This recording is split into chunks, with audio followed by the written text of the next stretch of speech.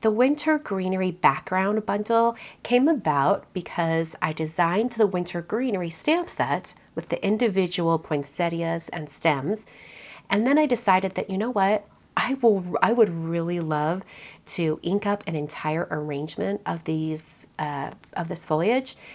And I don't want to have to mask. I want to do it all together. So I thought it would be worth it to introduce a background stamp to make it just super easy to do that. And just something to note, the images on the background stamp are the exact same size as the images on the big stamp set. So if you wanted to stamp this large background and then pop up some of the individual flowers, you could use the other stamp set to do that as well.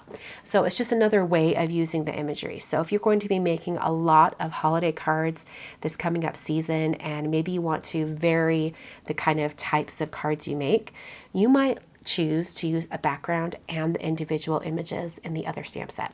So in this bundle, I've also included some dies. Now, I debated whether we needed a die for this background and then decided that we absolutely did, because I wanted to have this kind of like organic edge cut out. I thought it would look really, really nice to have that edge cut. So that's why I've included it. But because I only needed it for needed the one die for this background, I decided to fill in all those gaps on the dies with some additional greetings. So instead of just having a separate set of dies for these greetings, you're going to get the outer edge of the background as well. We have a Merry and Bright, Merry Christmas, Happy New Year, Warm Wishes, and Merry Christmas or Merry Xmas. You can see how everything cuts out on the back of the packaging. Now, it wouldn't be a complete bundle for this outline image if we didn't have a stencil pack to color everything in.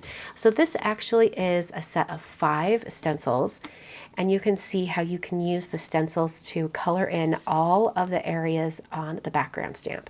So everything works really well, lines up perfectly once you've stamped your background stamp, and it was a lot of fun to create with. So let's look at some cards I made using this bundle of products.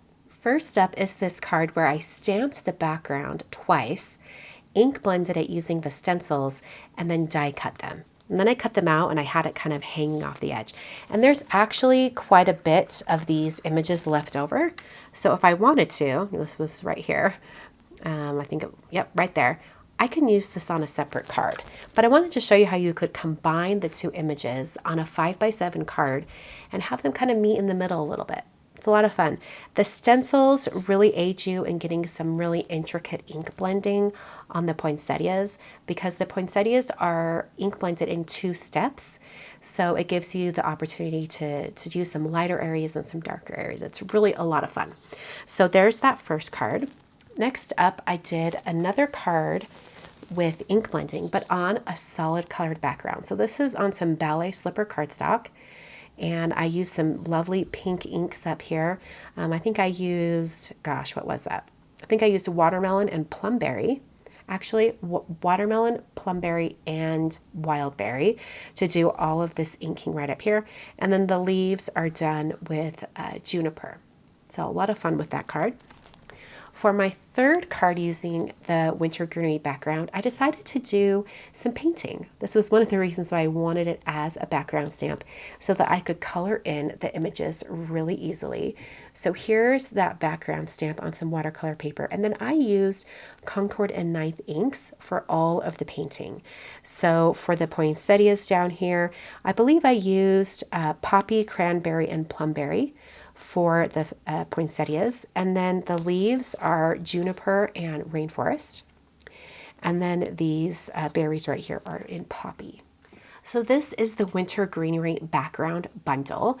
Once again, this is the same imagery that's in the Winter Greenery stamp set, but in this case, it's all together as one background. I just really loved the idea of having everything all together for the background stamp, just to make it super easy to use. I think this is really versatile this way. So this is the background dies, and the background stencil pack.